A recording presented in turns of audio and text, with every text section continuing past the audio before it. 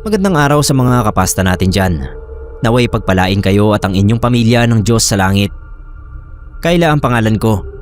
Ang kwentong maririnig nyo ay tungkol sa akin at sa best friend kong si Helen. Close na close kami ni Helen nung elementary. Bukod kasi sa magkaklase kami, yung bahay nila ay katapat lang ng bahay namin. Kahit yung mga magulang namin malapit sa isa't isa. Sa sobrang close namin, madalas siyang mag-sleepover sa kwarto ko. Kung ano-ano lang ang ginagawa namin. Nagbabasa ng libro, naglalaro ng manika, at saka bahay-bahayan. Madalas inaabot kami ng 3:00 ng umaga dahil lang sa paglalaro. Hindi kami tumitigil hanggat hindi pa inaantok. Tapos magigising kami niyan sa umaga mga 10:00 na. Nakakamiss din balikan. Pero nung gumraduate kami ng high school, lumipat sila Helen ng tirahan. Yung papa niya raw kasi kailangan ng lumipat ng branch na pinagtatrabahuhan. Bago sila umalis, nangako kami sa isa't isa na hindi puputuloy ng communication namin. Kaso hindi rin namin natupad yun pareho. Hanggang sa nagkawalaan na kami ng contacts at nalimutan ko na si Helen. Nung tumuntong ako ng edad 18, dinalaw uli ako ni Helen. Alam ko 3:00 na yon ng umaga. May binabasa akong libro. Pocketbook siya na gusto ko nang matapos kasi isusuli ko na ito sa may-ari sa sunod na araw. Hindi pa naman ako inaantok nun. Kaya bala ko sana bago ako abutan ng liwanag tapos ko na yung libro. Nagulat ako nung dahan-dahan bumukas yung pinto ng kwarto ko. Naisip ko, sino namang papasok sa kwarto ko ng ganoong oras? Una kong nakita yung maputlang paa na walang sapatos o tsinelas. May pumasok. Babae. Halos kaedad ko rin. Hindi ko siya nakilala nung una. Ibang-iba yung mukha niya. Natulala ako. Tsaka lang ako nagsalita nang makilala ko si Helen. Tinawag ko yung pangalan niya. Imbis na sumagot, nginitian niya ako. Tapos lumabas siya ng kwarto na para bang gusto niyang sundan ko siya. Ginawa ko naman. Sumunod ako palabas ng bahay. Tumawid kami sa kalsada at saka tumigil sa tapat ng dati nilang bahay. Sabi ko sa kanya, hindi ka na nakatira dyan. Alam niya raw. Kaya lang siya dumalaw sa akin kasi gusto niya lang na magpaalam sa akin. Doon ko na-realize, para bang multo na lang si Helen. Umiyak na ako nun. Nilapitan niya ako tapos niyakap. Nakakapagtaka kasi kung tama na multo na lang siya, yung yakap niya sa akin mainit. Mas lumakas lalo yung iyak ko nun. Bumalik kasi sa akin lahat ng pinagsamahan namin ni Helen. Para ko na siyang kapatid. Tapos para bang kulang yung naging effort ko na hanapin siya nung lumipat sila. Binulungan niya uli ako sa tenga. Sinabihan niya ako ng salamat. Pagdilat ko, wala na si Helen. Mag-isa na lang ako doon sa gilid ng kalsada na parang baliw. Sinubukan kong hanapin yung mga magulang ni Helen. Merong isang kaklase na nakapagsabi sa akin ng account nila sa Facebook. Doon ko nalaman ng balita na matagal ko nang alam. 1 buwan na raw palang patay si Helen. Namatay sa disgrasya.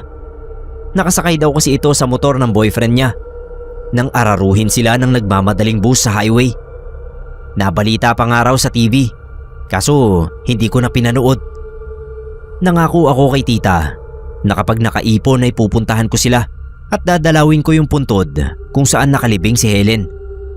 Pinupuntahan pa rin ako ni Helen pero sa panaginip na lang. Madalas kong mapanaginipan yung mga panahon na lagi pa kaming naglalaro. Nakakapanghinayang lang talaga na maaga siyang kinuha ng may kapal.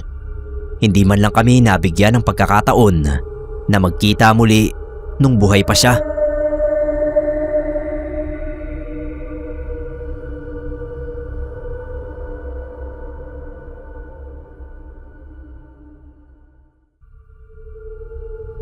Magandang araw po sa lahat. Tawagin niyo po sana akong Sed. Ang kwentong ibabahagi ko sa inyo ay nangyari sa Quezon City, taong 2015.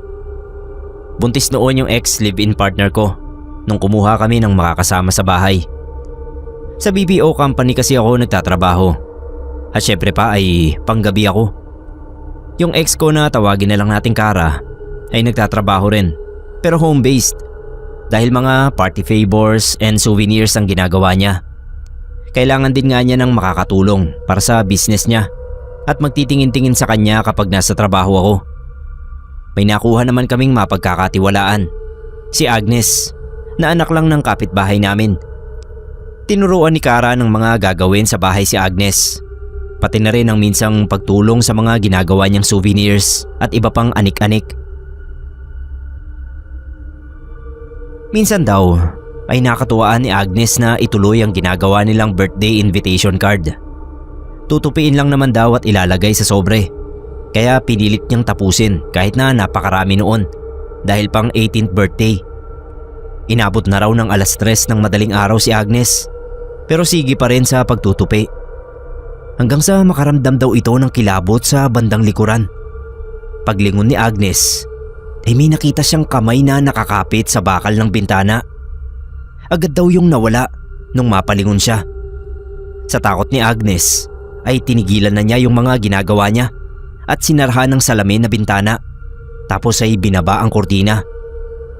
Pumasok na raw sa kwarto niya si Agnes at pinilit na makatulog. Kinaumagahan, tinanghali siya ng gising.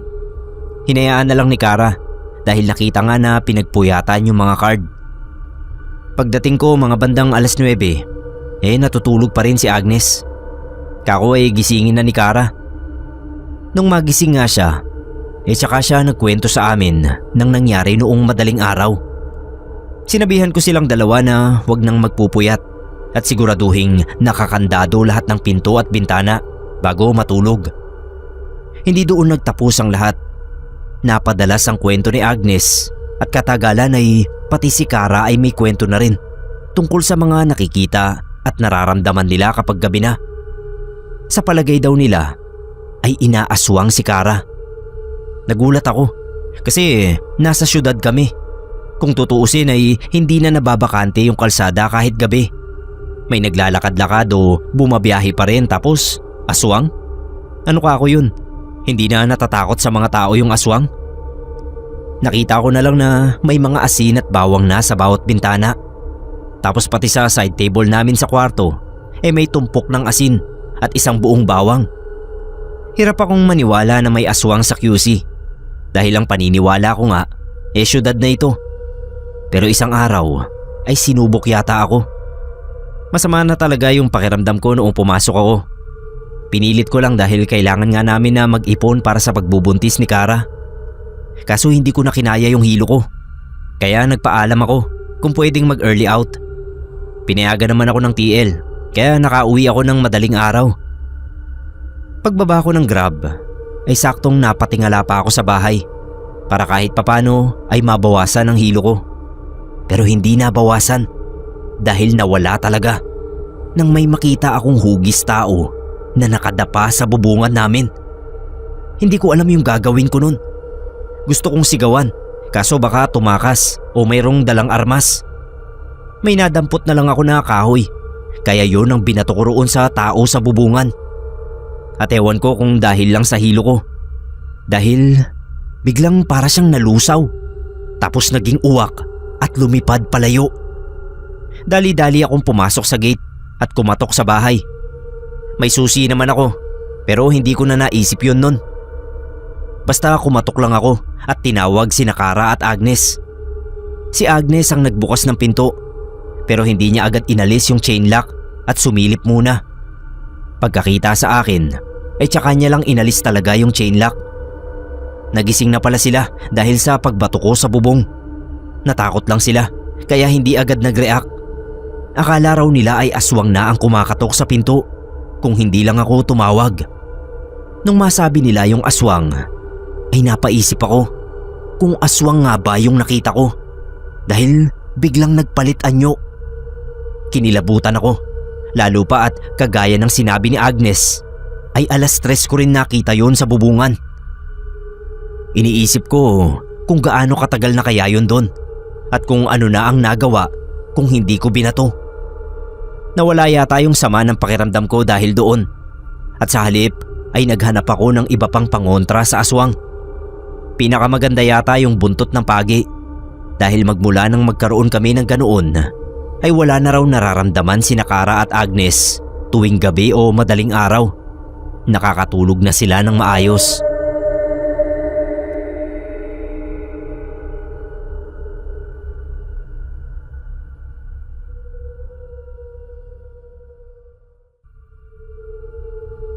Lorenzo po ang pangalan ko.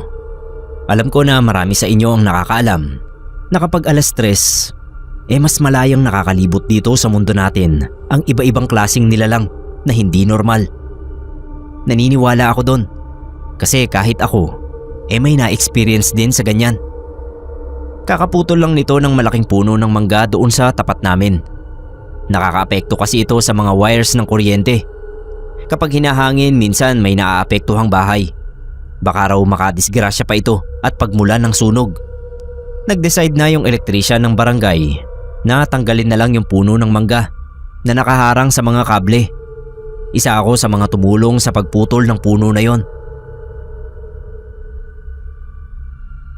Simula noon, napansin ko kada 3:00 ng madaling araw, nagigising ako.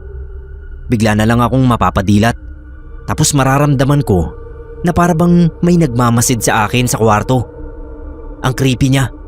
Natatakot nga akong tumayo o kaya tumingin sa bintana kasi baka kung ano pa ang makita ko.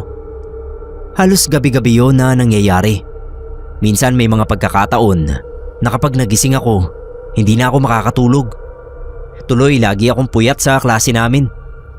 Sinubukan kong inumin yung herbal na gamot na binigay sa akin ni mama. Para raw yun sa mga may insomnia. Kaso wala ring epekto sa akin. Lagi pa rin akong nagigising. May isang beses, nabigla na lang akong napadilat. 3:00 na base dun sa orasan sa dingding. Hindi ko alam kung anong nangyari sa akin. Basta ang sama ng pakiramdam ko. Umiikot yung paningin ko.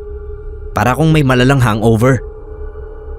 Pagtingin ko sa kaliwa ko, meron na pala akong katabi sa kama. Bata siya. Maliit lang. Siguro 5 taong gulang na bata. Maitim. Yung mata niya kulay pula at nakatitig din siya sa akin. Tinanong ko kung sino yung bata. Ang sagot niya lang ay wala na raw siyang matirhan. Naalala ko yung punong mangga na pinutol namin. Tinanong ko uli siya kung anong pwede kong magawa para may matirhan na uli siya. Sa puntong yon, nawala na yung takot ko. Ewan ko ba kung bakit.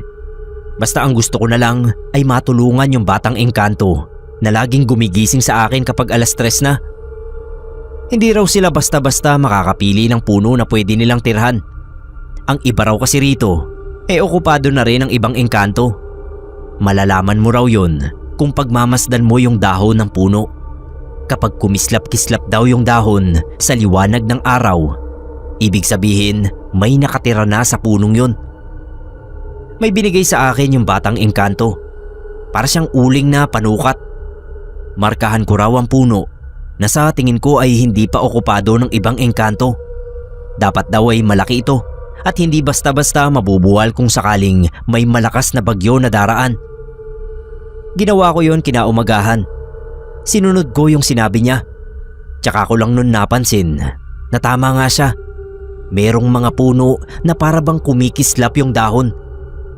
Pumili ako ng walang kislap ang dahon. Minarkahan ko ng X yung puno at saka bumalik na sa amin.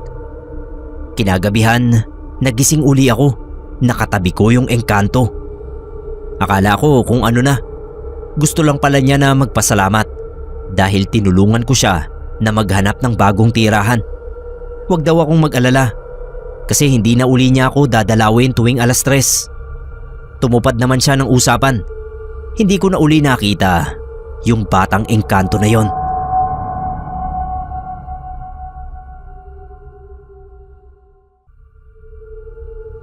"12 years ago pa ito nangyari.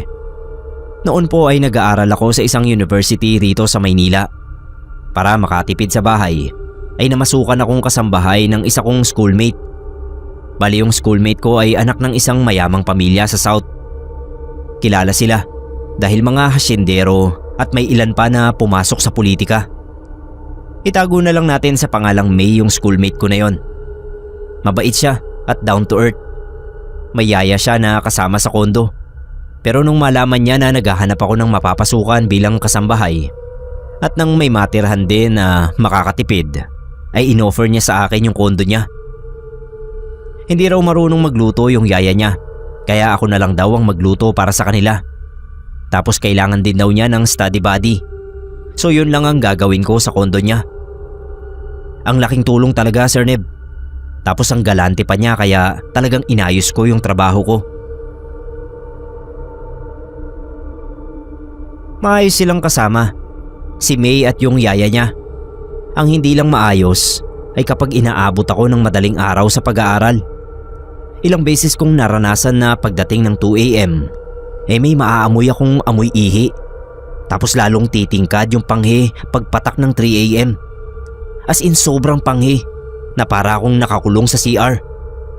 Nawawala lang unti-unti yung amoy kapag umaga na. Noong umpisa, akala ko ay amoy lang ng CR. Pero imposible naman kasi nililinis namin ng yaya ni May yung CR. Hindi naman kami mga dugyot na hindi nagpa-flush ng inidoro. Basta every time na aabutin ako ng madaling araw, ay napapaubo na lang ako kasi biglang nag-aamoy panghi. Lumalabas ako ng kwarto ko kapag ganoon at nawawala naman. So naisip ko na baka sa kwarto ko mismo nagmumula yung amoy. Nilinis ko yung kwarto ko kasi nakakahiya naman din kay May kung mapanghi yung kwarto ko. Pero kahit nilinis ko na yun, hindi ko nakita yung pinagmumulan ng amoy. Hanggang sa kinuwento ko na kay Yaya yung tungkol doon. Tapos natakot siya.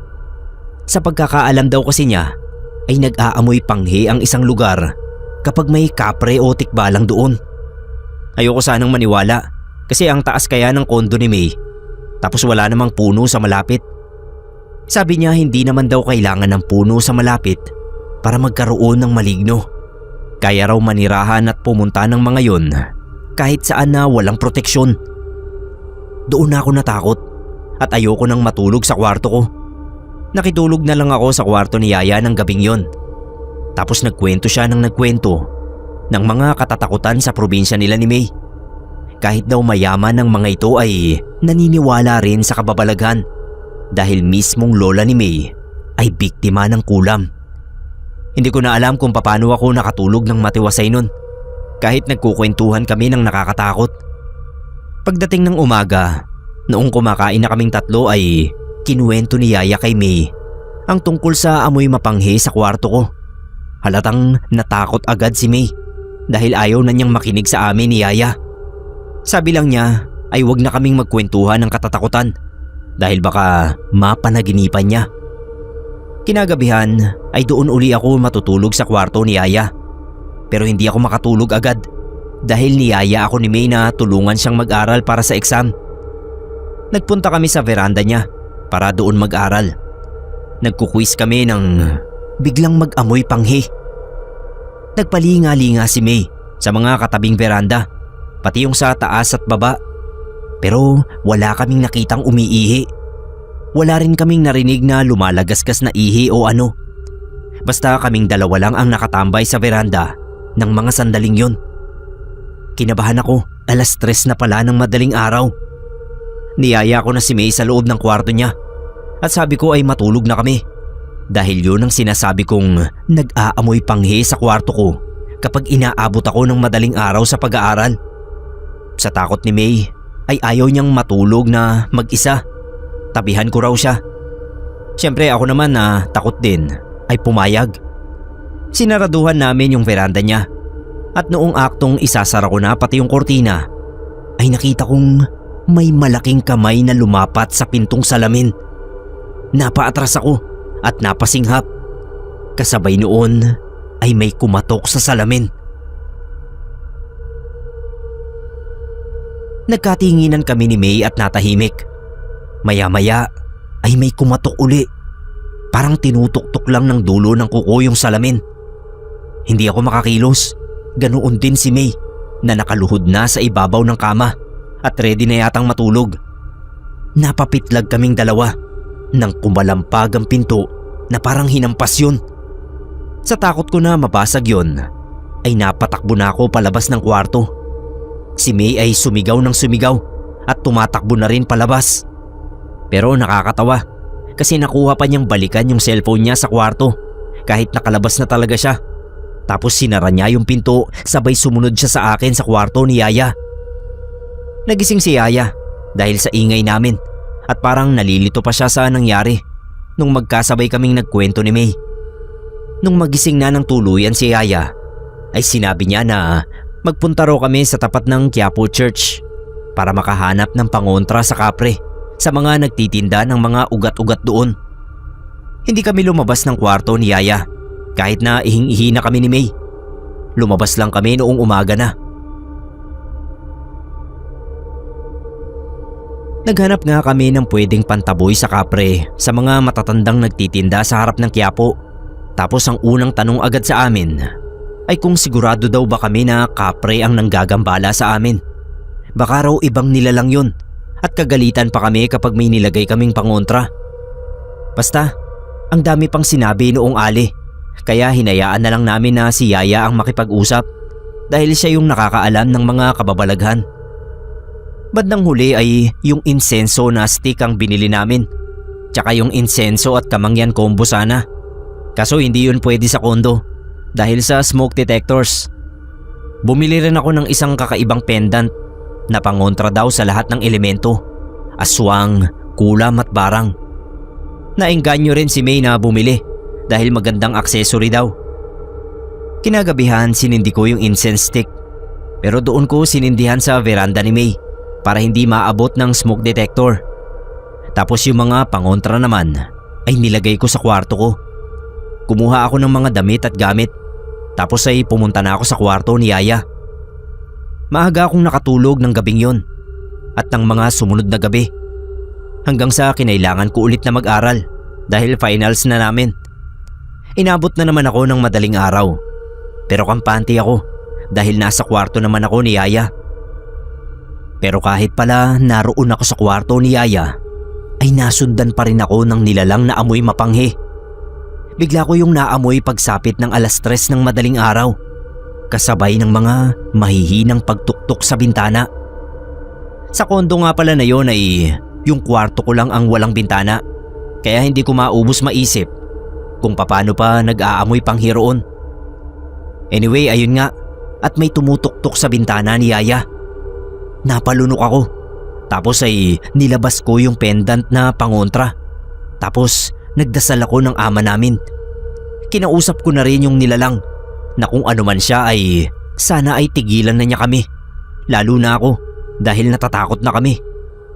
Dasal ako ng dasal noon kahit na talagang sumisiksik na sa bungo ko yung sobrang panghi. Hanggang sa nawala na yun. Pagkatapos ng finals ay umuwi ako sa amin sa Zambales at doon ay nagpatawas ako dahil naikwento ko kina Papa ang nangyari. Tama nga si Yaya na maalin sa tikbalang at kapre ang naaamoy kong mapanghi. Ang lumabas sa tawas ay tikbalang ang bumibisita sa akin. Nakakapasok daw yon sa kwarto ko at paikot-ikot lang sa buong kondo. Nangilabot talaga ako dahil ibig sabihin pala ay kahit magsarado kami ng bintana ay naroon na siya sa loob. Sabi nila Papa ay wag na akong bumalik sa kondo ni May. Dadagdagan na lang daw nila yung allowance ko para may pang-boarding house ako. Ilang linggo pagka uwi ng probinsya ay tumawag sa akin si May. Ibebenta na raw niya yung condo unit niya dahil naaamoy pa rin nila yung mapanghi tuwing madaling araw. Mas agresibo na rin daw yung nilalang dahil kinakalampag na yung mga bintana at pinto. Siguro daw ay hinahanap ako nung nilalang. Sorry ako ng sorry kay May dahil feeling ko ay ako ang dahilan ng pagpunta ng tikbalang doon. Pero dahil sobrang mabait nga siya ay hindi naman niya ako sinisisi. Pagbalik ko ng Maynila ay sinabihan ako ni May na pwede uli akong tumira sa bago niyang kondo dahil napabless na raw niya yon at napalagyan ng mga pangontra. Ako na lang ang tumanggi dahil nahiya ako. Nag-boarding house na lang ako. Pero hindi ko rin nakalimutan na magtabi ng mga pangontra at pantaboy sa mga maligno.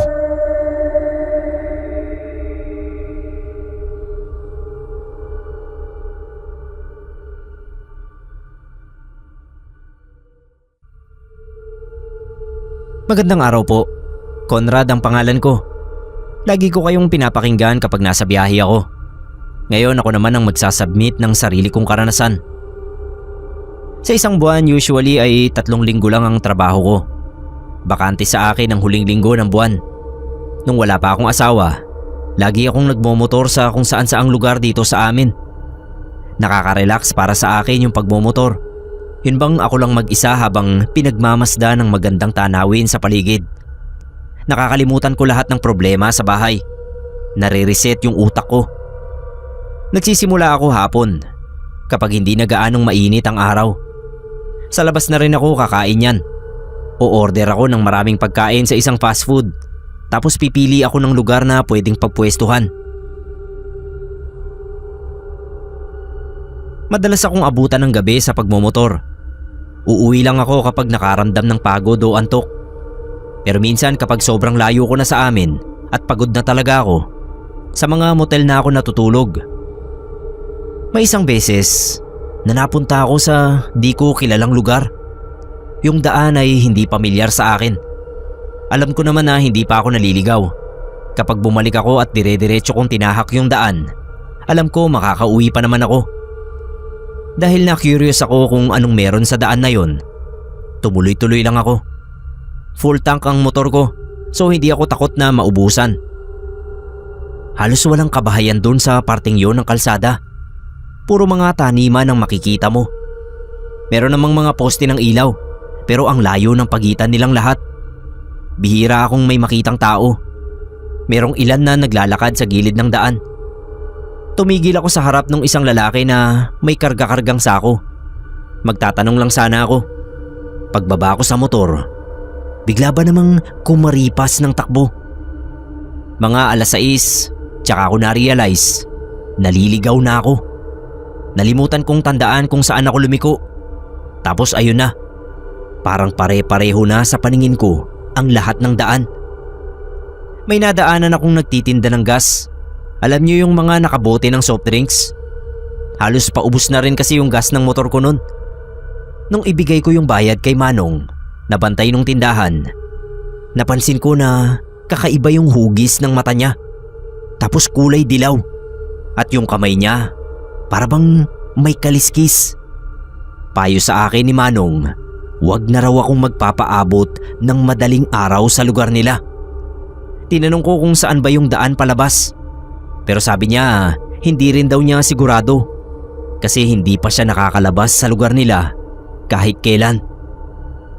Bago ako umalis, binalaan ako ng matanda na kung sakali raw na abutan ako ng madaling araw at hindi ko pa nahahanap yung daan palabas, puntahan ko raw yung tindahan niya at doon na ako tumuloy. Nagpasalamat ako kay Manong. Nagpaikot-ikot lang ako sa buong lugar na yon. Ginawa ko na lahat. Binaliktad ko na yung damit ko. Pero pabalik-balik lang ako doon sa lugar kung saan ako galing.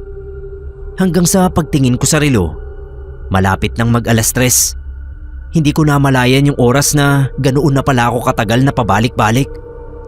Bigla akong may narinig na kaluskos galing doon sa gilid ng daan. Gumagalaw yung mataas na damo. Bigla yung nahati at lumabas mula doon sa damuhan yung 2 lalaki na mukhang butiki. Yung mata nila pang ahas. Balot ng kaliskis ang katawan nila at meron silang dalang sundang pareho. Sumigaw yung isa at sabay silang kumaripas ng takbo papunta sa akin. Mabuti na lang talaga at mabilis din yung reaksyon ko. Agad kong niliko yung motor at humarurot ako pabalik. Hinulaan ko lang yung direksyon patungo sa tindahan ng matanda. Tinitignan ko sa side mirror yung 2 parang butiki na taong humahabol sa akin. Ang bilis nila. Kung hindi ko sinagad yung andar ng motor, baka naabutan nila ako. Nung marating ko yung tindahan, pinapasok ako ng matanda. Wag daw akong mag-alala. Ligtas ako sa loob ng tindahan niya. Enteng daw ang pangalan niya. Kwento niya sa akin na ang mga taong nakatira raw sa lugar na yun may kakaibang lahi. Kaya rin daw hindi sila lumalabas dun dahil takot sila sa mga normal na taong gaya ko. Kaya pala merong kaliskis yung matanda sa kamay. Hindi naman ako natakot sa kanya. Halatang mabait siya at walang balak na saktan ako. Kinabukasan sinamahan ako ni Enteng. Meron din pala siyang motor na gamit. Balot siya ng makapal na jacket sa katawan. Masakit daw kasi sa balat nila ang sikat ng araw. Kaya karamihan sa kanila ay gabi lang lumalabas. O kaya katulad niya ay hindi talaga lumalayo sa lugar nila. Hinatid niya ako sa daan na kapag dinire-diretso ko raw ay makakauwi na rin ako. Nagpasalamat ako kay Enteng. Nakauwi naman ako ng ligtas. Pero pinangako ko sa sarili ko na hindi na uli ako babalik doon.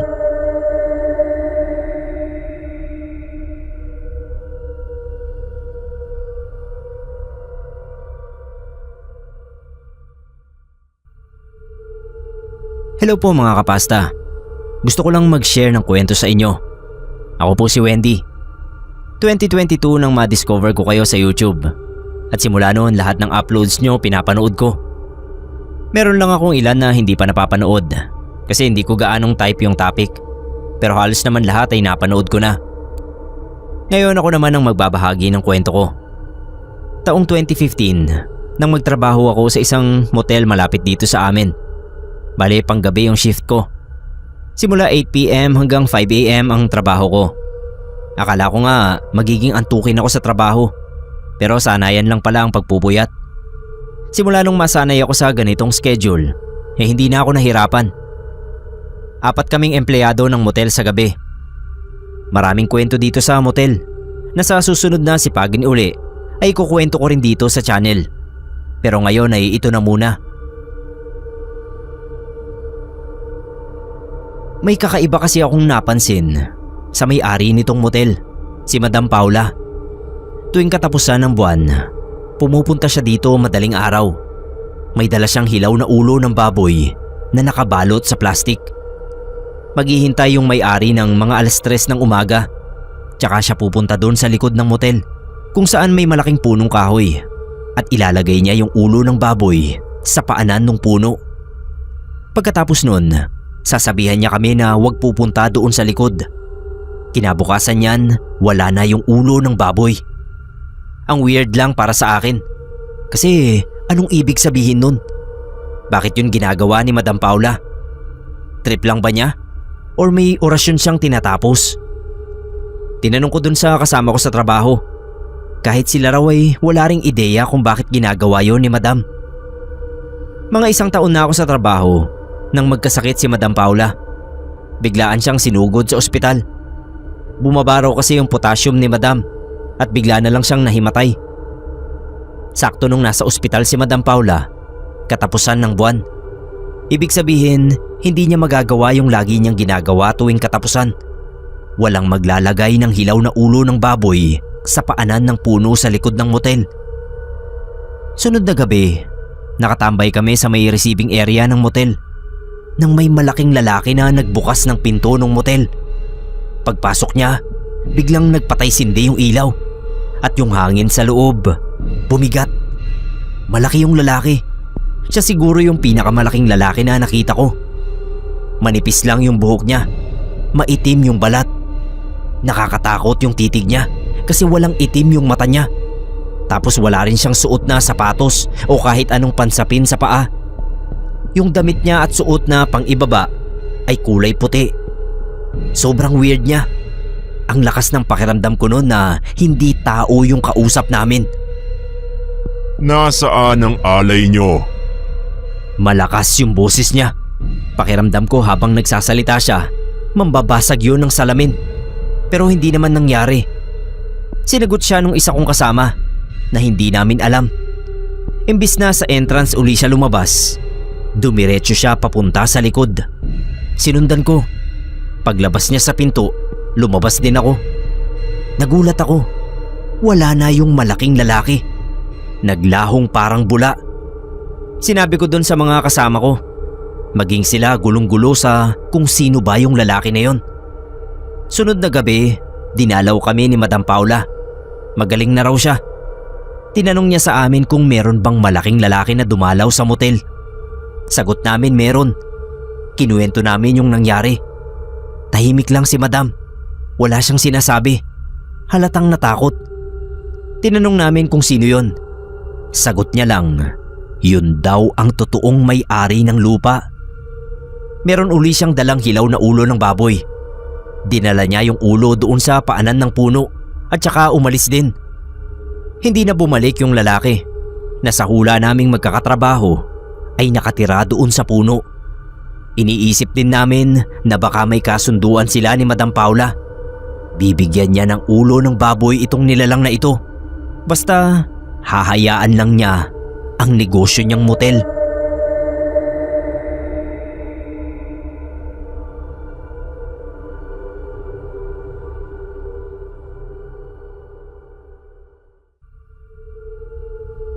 Tawagin niyo na lang po akong Alwin. Ang ikukwento ko sa inyo ay isang personal kong karanasan. Bata pa lang ako noon nang maglayas ako sa bahay namin. 11 o 12 years old yata ako noon. Lumayas ako dahil sa hindi ko na maalalang dahilan. Basta ang nangyari noon ay nakitulog ako sa bahay ng isang bagong kakilala. Nakilala ko lang si Baron dahil nga naglayas ako. Sa pagkakatanda ko ay hindi na bata si Baron. Kasi may kasama siya noon sa bahay na asawa raw niya. Natawagin na lang nating Delma. Maliit lang yung bahay. Kahoy na kapag pumasok ka, may kapirasong sala. Tapos nakaangat ng mga 1 metro yung pinakakwarto. Doon ako sa ibaba natutulog. Tapos sa taas sina Baron. Naririnig ko nga sa gabi na may ginagawa sila. Pero nagtatakip na lang ako ng unan sa ulo. Para makatulong sa gastusin, ay natutuwa ko na magbakal bote. Si Baron ay nagtatrabaho sa pabrika. Pero hindi ko maalala kung pabrika ng ano yun. Basta isang gabi ay umuwi siya na may dalang mabigat na kahon. Wala pa noon si Delma. Hindi ko alam kung anong laman ng kahon o anong klaseng kahon yun. Nasabi ko lang na kahon dahil kwadrado yun at mabigat. Nakabalot yun sa tolda tapos nakatali pa. Sabi ni Baron ay itago ko sa hindi makikita ni Delma. Kaya nilagay ko doon sa ilalim. Doon sa tinutulugan ko. Tapos tinakpan ko ng kumot at unan na ginagamit ko. Wala naman ako sa bahay maghapon kaya hindi maaalis yung kumot at unan sa pwesto noon.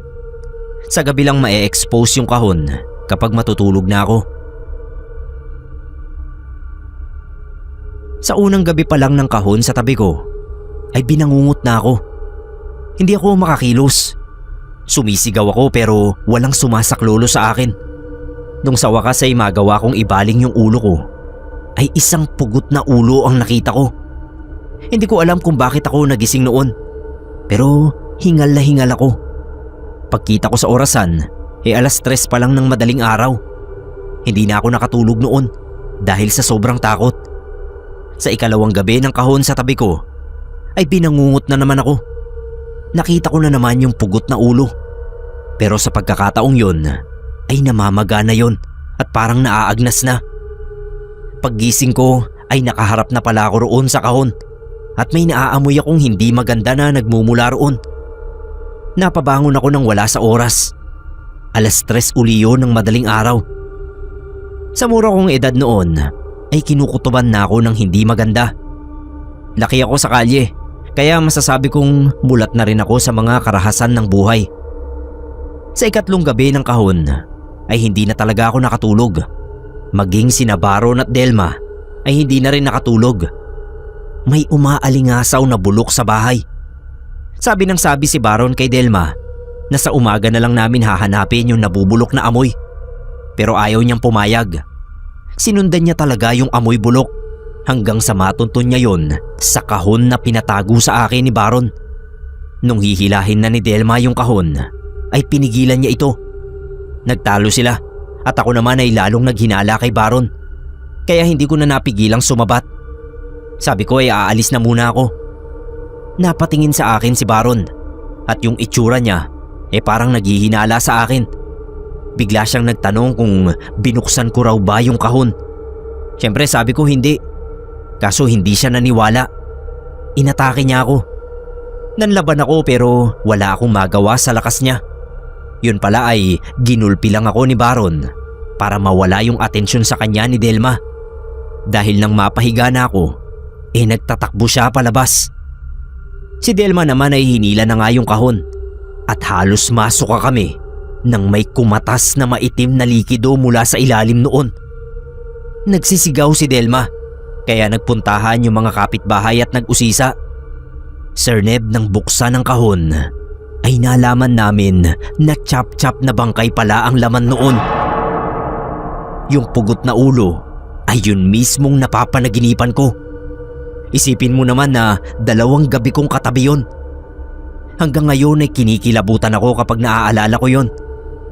Hindi ko alam kung nakilala pa yung nagmamay-ari ng chop-chop na katawan at kung nahuli si Baron kasi umuwi na ako sa amin.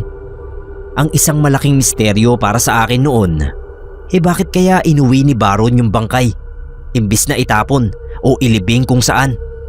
Isa ko pang iniisip ay kung binabangungot din ba si Baron tuwing 3:00 ng madaling araw gaya ko. Ang weird naman kung ako lang ang ginagambala noong bangkay, gayong wala naman akong atraso sa kanya. Maliban sa ako yung nagtago ng kahon.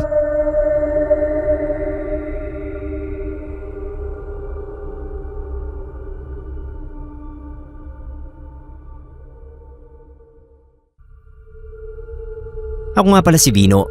Hello po sa inyo. Masaya ako na sa wakas nakapagpasa rin ako ng kwento dito sa inyo. Bata pa, mahilig na ako sa horror. Natatandaan ko noon meron kaming DVD player. Yung baon ko na 20, iniipon ko yun.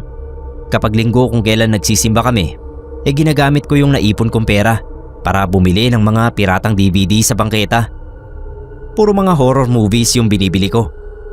Nung una nga nagagalit sa akin si mama kasi pang demonyo raw yung mga movies na nagugustuhan ko. Baka gayahin ko raw yung mga ginagawang patayan doon. Pero pinagtanggol naman ako ni Papa. Sabi niya hindi naman daw porke napanood, gagayahin na. Dala-dala ko yung hilig na yon hanggang sa mag-aral ako ng kolehiyo. Nung time na yon, medyo malayo sa amin yung university na napili ko. Ang ginawa ko ay naghanap ako ng murang boarding house malapit sa university. Si Aling Doreen yung may-ari ng boarding house. 2 palapag na bahay na may 10 kwarto sa itaas at 6 sa ibaba. Puro mga estudyante rin yung kasabayan ko doon sa boarding house. Iba-iba man kami ng pinapasukan, nagkasundo naman kaming lahat sa maraming bagay. Isang beses sa inuman session namin sa boarding house, nasabi ko na mahilig talaga ako sa mga nakakatakot na bagay. Kinuwento ko kung anong mga movies yung napanood ko.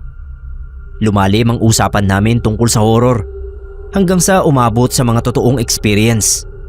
Sabi ko kahit kailan hindi pa ako nakakakita ng multo sa buong buhay ko. Tinitigan lang ako ni Manuel. Isa siya sa mga matagal ng tenant sa boarding house na yon. Sa pagkakaalam ko, 5 years na rin siyang tumutuloy doon. Nung matapos ang inuman, kinausap niya ako. Kung gusto ko raw makakita ng totoong kababalaghan, mag-alarm daw ako ng 2:50 at saka puntahan ko raw siya sa kwarto niya. Ginawa ko naman. Base sa tono ng pagkakasabi niya sa akin, alam kong seryoso si Manuel. Meron talaga siyang ipapakita sa akin. Halos 2 oras lang yung naging tulog ko. Pag-alarm ng cellphone ko, bumangon ako at nagbunta sa kwarto ni Manuel. Lumabas kami ng gate. Naglakad kami papunta doon sa may kanal. Pumwesto kami sa gilid ng pader ng bahay. Tapos naghintay. Mga ilang minuto pa, meron kaming nakita. Sa kabilang bahagi ng kanal, doon sa may bakanting lote na hinarangan ng barbed wire, merong mga taong naglalakad. Iba-iba yung damit nila. Merong pari, nurse, sundalo, bata, matanda. Lahat sila naglalakad at may hawak na kandila. Hindi ko maaninag yung mga mukha nila. Ang labo. At saka yung sinasambit nilang dasal habang naglalakad. Alam ko, dasal yun sa simbahan. Naglakad sila papunta doon sa dulo ng bakanting lote. Tapos umikot at naglakad uli pabalik sa kung saan man sila galing. Tinignan ko si Manuel. Tinanong ko kung multo ba yung nakita namin. Oo raw. Yung prosesyon na yon, mga kaluluwang hindi matahimik. Sabi ni Manuel, dati raw libingan yung bakanting lote na yon. Nabili ng isang mayamang tao at ilang beses nang sinubukang patayuan ng establishmento pero laging may nangyayaring masama. Sabi ni Manuel, kung mabebendisyonan lang daw yung lote, baka makatawid na rin yung mga kaluluwa. Kaso mukhang walang balak yung may-ari.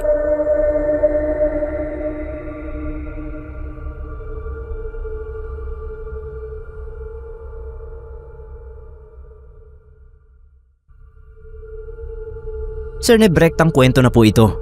Mabilis lang ito kasi kailan lang nangyari, wala pang isang buwan. Madaling araw yon. Itong asawa kong si Sandy nanggigising kasi raw ay gusto niya ng hotdog sandwich ng 7-Eleven.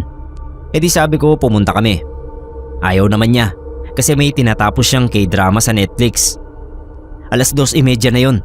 Tapos magbubukas siya ng tindahan ng mga 5:30. Pero ayun nga, dahil gusto ng amo ko ng hotdog sandwich, di bibili ako kahit na inaantok.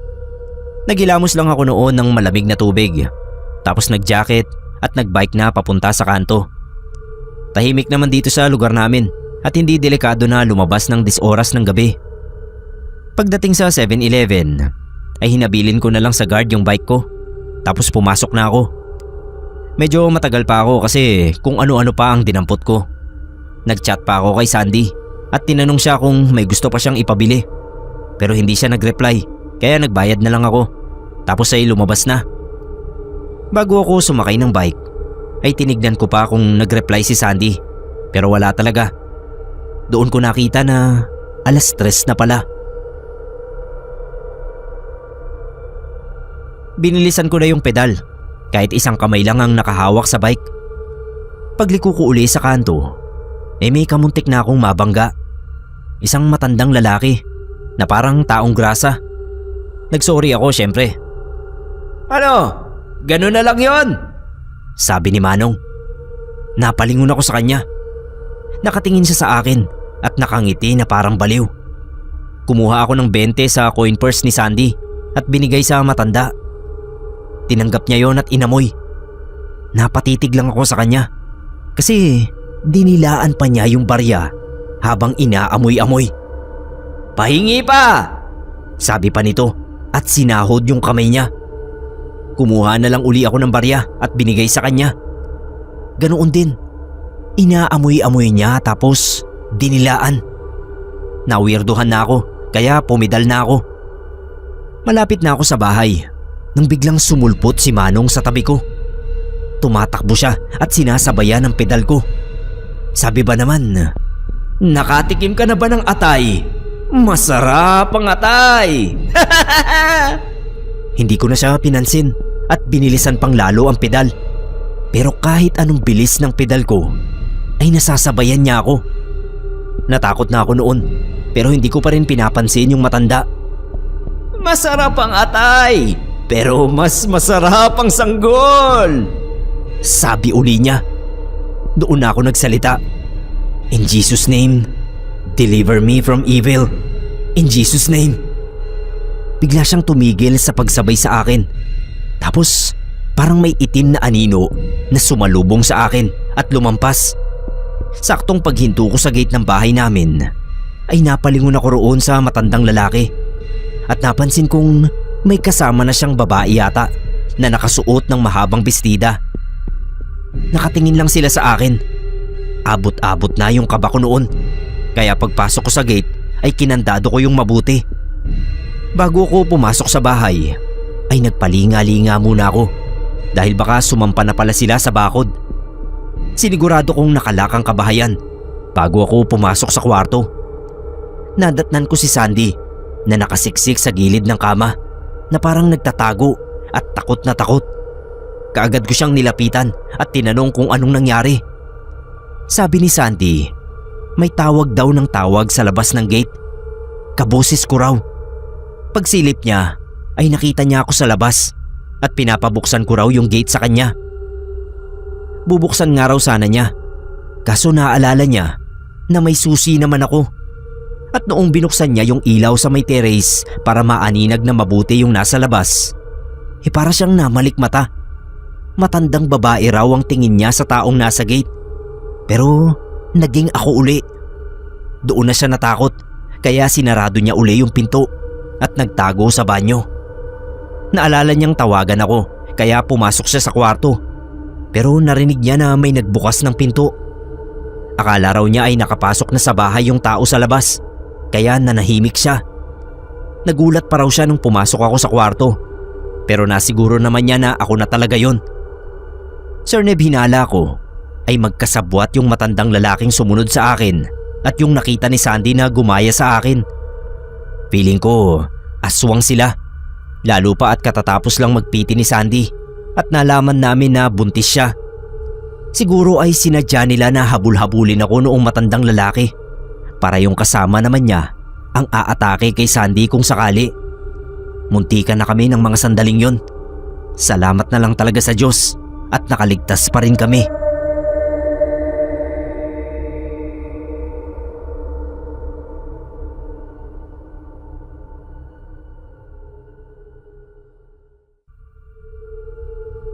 Ako po si Sendong ng Quezon.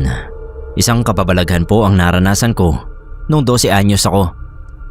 Medyo matagal ng panahon kasi 30 anyos na ako ngayon.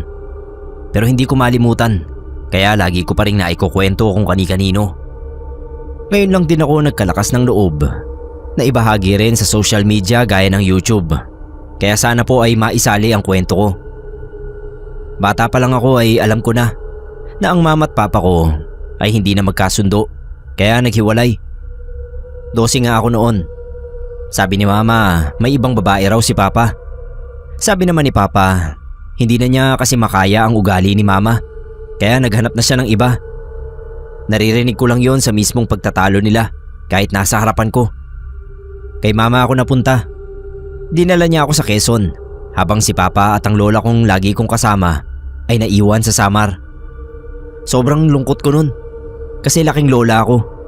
Ang ibig kong sabihin, kasama ko nga sina mama at papa dati sa iisang bubong nung hindi pa sila naghihiwalay. Pero si Lola Anya ko na nanay ni papa ang laging nag-aasikaso at nag-aalaga talaga sa akin. Si mama kasi may trabaho. Si papa ganun din. Pareho silang gabi na nakakauwi ng bahay. Kaya halos wala silang oras pareho para sa akin. Pero nung naghiwalay na nga sila, ay wala akong magawa nang bitbitin ako ni mama pauwi sa kanila sa Quezon. Kabaliktaran ng nanay ni mama ang lola Anya ko. Si Lola Patring parang ayaw sa akin. Kasi ayaw niya rin kay papa. Papano nakatakda na raw kasi na ikasal si mama sa anak ng may kaya sa lugar nila nung makipagtanan si mama kay papa. Kaya galit si Lola Patring kay papa. At dahil galit siya kay papa, naman ako yung galit na yon. Ayaw niya rin sa akin bilang apo. Samantalang sa iba niyang apo, sa mga anak ng mga kapatid ni mama, magiliw siya. Dahil nga maliit pa ako noon kaya hindi ko maiwasang magdamdam at hanap-hanapin si Lola Anya na tunay na nagmamahal sa akin. Marami kong beses na narinig kausap ni mama si papa sa phone. Ayon sa dinig ko, gusto raw ni Lola na bawiin ako at padalawin man lang sa kanya. Pero si mama matigas ang desisyon niya na hinding-hindi na ako papuntahin ng Samar. Sinubukan ko rin na magmakaawa kay mama. Umiiyak na nga ako nun. Nagwala rin ako. Sabi ko gusto ko kay Lola. Pero si mama para siyang bulag at bingi sa kagustuhan ko. Bawat gabi ay umiiyak ako kada bago matulog. Yung nakahiga na ako hanggang sa nakakatulugan ko na lang yung pag-iyak. Kung malapit lang sana yung Samar sa Quezon, baka tumakas na ako pabalik kay Lola. Si mama naman lahat na ng kasiraan sa partido ni papa ay sinabi sa akin.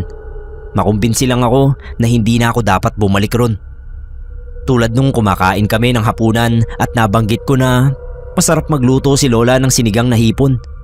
Pareho naming paborito yun Nagalit si mama. Huwag ko na raw babanggitin si Lola at huwag kong ikukumpara ang luto niya ron. Lalo't magkaharap kami sa pagkain.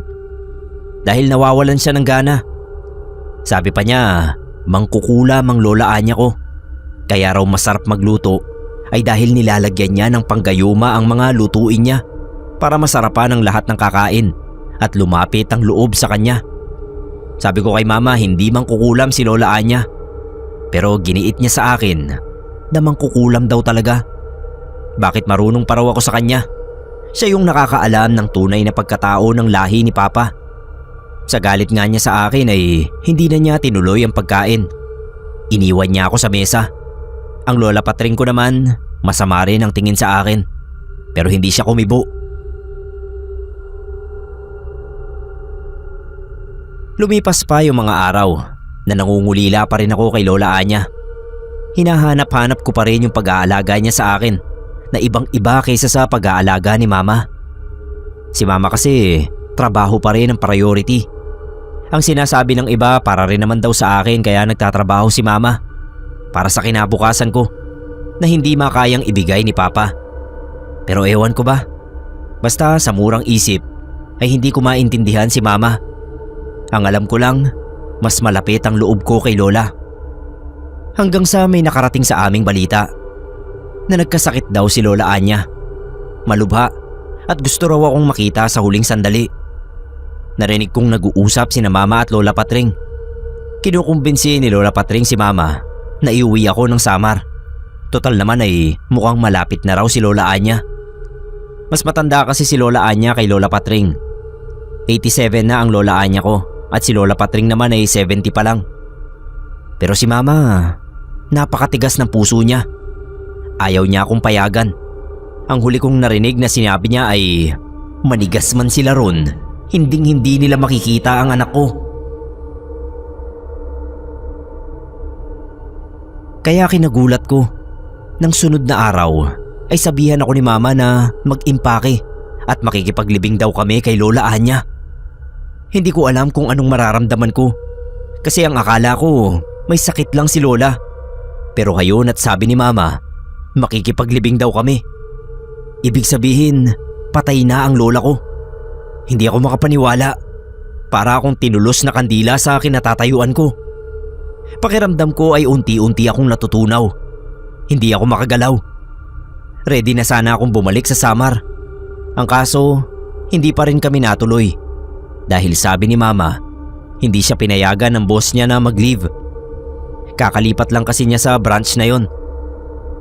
Hindi ko alam kung bakit hindi na lang niya ako ipasundo kay Papa. O kaya ay pasamahan sa isa sa mga kapatid niya. Basta walang ibang paraan na makarating ako noon sa burol ni Lola. Kaya sobrang bigat ng pakiramdam ko. Hanggang sa mailibing ng araw ang lola ko nang hindi man lang nagawan ng paraan ni Mama na madala ko roon. Pati naman yung Papa ko. Hindi ko rin nakita ni Anino para sunduin sana ako. Wala na naman akong nagawa. Kaya hindi na ako nagtaka nang magsimula kong mapanaginipan si Lola Anya. Sa panaginip ko ay umiiyak siya sa isang madilim na sulok habang nakatungko.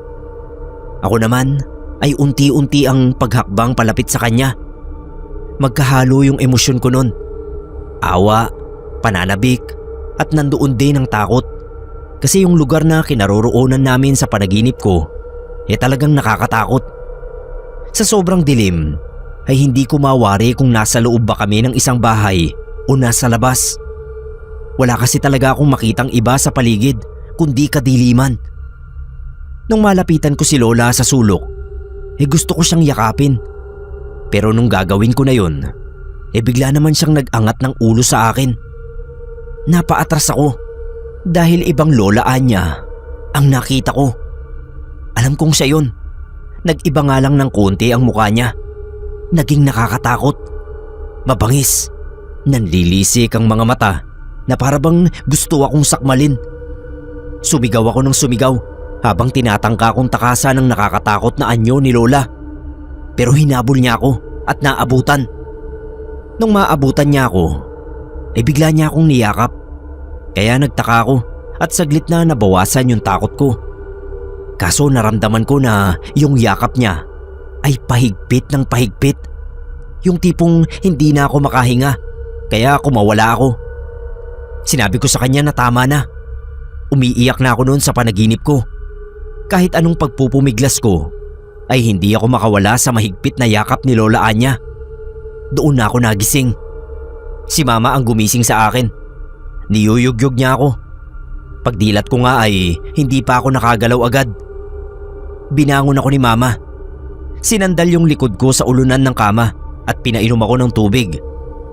Ilang saglit pa bago ako kumalma at nasigurong gising na pala ako. Pagtingin ko sa oras, 3:00 ng madaling araw. Nung medyo okay na ako, tsaka ako tinanong ni Mama kung ano raw ba ang napanaginipan ko. Bakit parang napakasama naman yata? Natigilan si Mama nang sabihin kong si Lola Anya ang napanaginipan ko. Kinuwento ko sa kanya kung gaano talaga kasama ang panaginip kong yon, na para sa akin ay isang matinding bangungot. Hindi naman nasundan ng ganoong klaseng panaginip ko kay Lola. Pero may nangyari nakakaiba bandang 3:00 uli. Kung anong oras ko napanaginipan ng masama si Lola. Kasarapan ng tulog ko, lalo at pagod ako sa kakalaro. Bakasyon pa noon sa eskwela. Bigla ay narinig ko yung boses ng Lola Anya ko. Hindi ako maaaring magkamali. Kahit gaano pa kahina yon sa pandinig ko ay alam ko na siya yon. Boses niya yon. Tinatawag niya yung pangalan ko ng buong lambing. Ganun talaga magsalita si Lola eh. Sobrang lambing. Yun bang kahit na galit na siya, parang hindi pa rin galit ang boses. Nagmulat ako ng mga mata, pero hindi ako bumangon. Nakikiramdam lang ako. Tinatalasan ko yung tenga ko. Kahit nakadilat na ako, parang hindi ko pa sigurado kung gising na ba talaga ako o nasa loob pa ako ng panaginip. Narinig ko uli yung boses ni Lola. Sa pagkakataon na yun, hindi na lang niya ako tinatawag. May sinasabi na siya. At sinasabi niya, sumama na raw ako sa kanya. Gusto raw niya na makasama ako. Napabangon ako bigla. Luminga sa paligid. Sinampal-sampal ko yung sarili ko para masiguro na hindi na yun panaginip. Nagising na talaga ako. Kinalikot ko pa yung tenga ko. Kinalog-kalog na parang gusto kong itaktak kung ano ang naririnig ko. Maya-maya naman ay nawala na rin. Pero yung takot ko hindi nawala. Kinaumagahan habang nag-aalmusal kami, kinuwento ko kay Mama yung nangyari nung 3:00. Sabi niya magdasal daw ako bago matulog para hindi na raw ako managinip ng masama. Giniit ko kay Mama na kanina ay hindi yun panaginip. Totoong narinig ko yung boses ni Lola Anya. Gusto akong isama. Sabi ni Mama, baka akala ko lang daw yun. Kasi minsan daw pag bagong gising tayo at galing sa hindi magandang panaginip, akala natin ay totoo ang nangyari. Pero yun pala ay part pa rin yun ng panaginip natin. Kaya ipanatag ko raw ang loob ko. Sabi pa niya, kaya ako napapanaginipan si Lola Anya dahil panay pa rin ang isip ko sa kanya. Umpisahan ko na raw nakalimutan ng parte ng buhay ko na kasama si Lola. Dahil kami na lang ang magkasama sa ayaw ko at sa gusto. Hindi lang ako makasagot at makalaban kay Mama. Takot kasi ako sa kanya. Pero sa loob ko ay nagagalit ako sa sinabi niyang kalimutan ko ang lola ko na tanging nagparamdam sa akin ng totoong pagmamahal. Tumahimik na lang ako. Alam ko na hindi ko siya makukumbinsi. Sa pagkakataong yun, naikumpara ko na naman tuloy siya kay Lola. Si Lola Anya kasi lahat ng sinasabi ko pinaniniwalaan niya. Si Mama palaging kontra. Ipipilit niya kung ano yung pinaniniwalaan niya. Yun din siguro ang isa sa mga inayawan sa kanya ni Papa. Akala ko nga ay isang beses lang yun mangyayari sa akin, kaya hindi ko na rin pinansin. Pero makalipas ang mga 3 gabi lang, ay ayan na naman. Nagising na naman ako sa ganoong oras. 3:00 ng madaling araw. Nagising na naman ako sa boses ni Lola. Sa umpisa ay mahina lang, pero tulad ng naunang beses ay lumakas din. At sa pagkakataong yun, mas malakas na. Natakpan ko na yung tenga ko habang lumilinga ako palibot sa kwarto ko. Nakaramdam na ako ng kakaibang takot. Sabi ko, "Lola, ikaw po ba yan? Ayokong sumama, Lola. Ayoko pa pong mamatay. Pero mahal kita, Lola." Hindi pa rin nawala yung boses, kaya patakbo akong lumabas ng kwarto. Kinatok ko si Mama. Pagbukas nga ng pinto, ay nakita ko na hindi nag-iisa si mama sa kwarto. May kasama siya roong lalaki na hindi ko kilala, kaya natigilan ako. Tinulak ako ni mama palabas. Parang pinagtatabuyan ako. Sa labas ng pinto, doon niya ako tinanong kung ano raw ba ang problema ko. Bakit ako nangangalampag sa ganoong oras? Sabi ko kasi si Lola. Tapos pinutol na niya ang sasabihin ko. Bukas na raw namin pag-usapan at nakakahiya sa bisita niya. Nanlulumo akong bumalik sa kwarto. Alam ko na hindi lang basta bisita ang lalaking yon sa kwarto niya. Siguro ay yun ang pinalit niya kay Papa. Sunod-sunod na gabi ay hindi na ako tinatantanan ng ganoong pangyayari. Walang palya.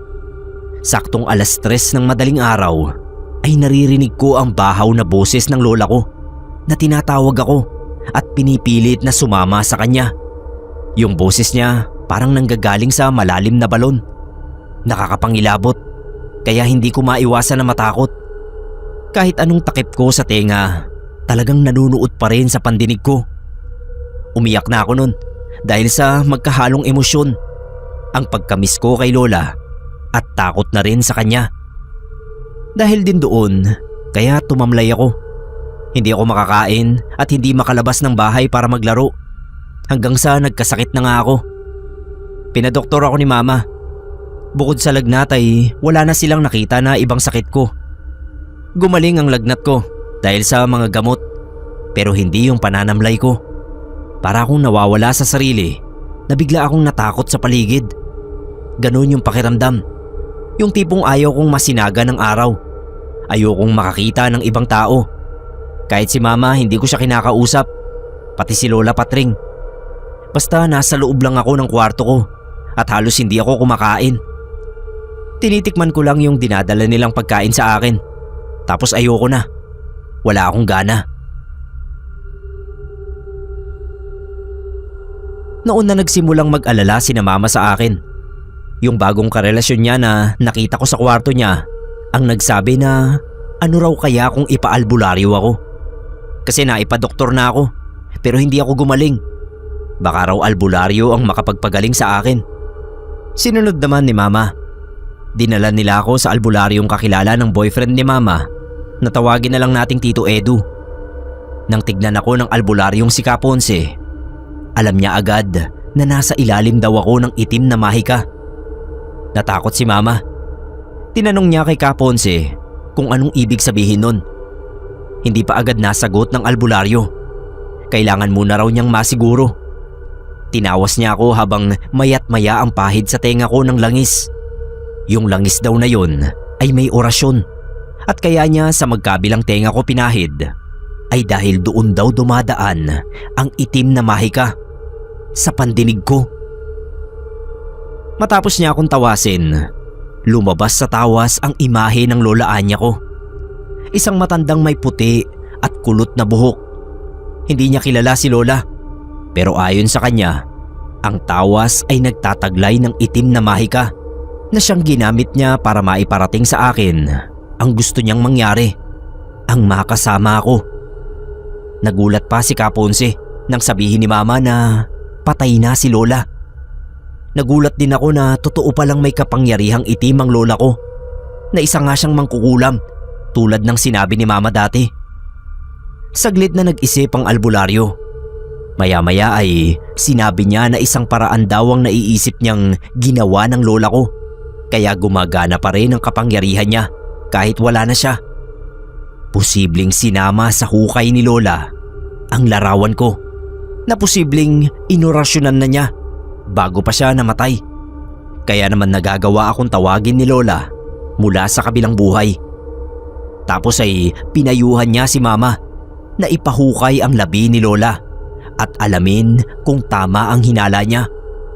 Kasi kung tama siya, mahihirapan daw siyang gamutin ako kung hindi maaalis ang larawan ko na kasama ni Lola sa hukay. Siguro dahil na rin sa bata ko pang edad nun, kaya hindi maabot ng isip ko kung paano nangyari yun at bakit yun gagawin sa akin ni Lola. Sa sobrang pagmamahal ba niya sa akin, kaya gusto na rin niya akong isama kung saan siya nandoon? Narinig ko rin na nag-uusap sina Mama at Tito Edu kung paano nila mapapahukay ang libingan ni Lola Anya na ayon sa albularyo, kailangan ay kasama siya at ako dahil meron siyang kailangang gawing orasyon sa harap mismo ng labi ng lola ko. Hindi naging madali para kay Mama na bumalik ng Samar kasama ako, si Tito Edu at ang albularyong si Kaponse. Dalawang bagay ang nagpahirap sa kanya na gawin yon. Ang trabaho niya at ang hindi maayos na komunikasyon nila ni Papa. Nandoon pa rin kasi ang galit nila sa isa't isa. Pero doon naman ako humanga kay Mama kasi naharap niya ang dalawang hadlang na yon, alang-alang sa ikagagaling ko. Ang laki na rin kasi ng pinayat ko at sobrang tamlay ko na. Siguro nag-alala siya sa akin na baka mawala ako sa kanya, na mamatay ako.